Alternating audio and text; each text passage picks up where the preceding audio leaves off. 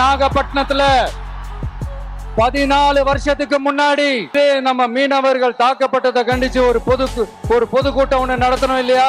பெரிய விஷயம். சரி, அந்த 14 வருஷம் முன்னாடி நீங்க நாகப்பட்டினத்துல என்ன பேசுனீங்கன்னு உங்களுக்கு ஞாபகம் இருக்கா ப்ரோ? பிளாஷ்பேக். காவலன்ல கொஞ்சம் குத்துப்பாட்டு எல்லாம் இல்லன்னு எல்லாரும் கொஞ்சம் வருத்தப்பட்டீங்கன்னு கேள்விப்பட்டேன். அதுல வேலாயுதத்துல 1க்கு 2 பாட்டாவே இருக்கு. ரத்தத்தின் ரத்தமே என் இனியவுடன் பிறப்பே, அம்மாவும் அப்பாவும் எல்லாமே நீதானே, என் வாழ்க்கை உனக்கல்லவா.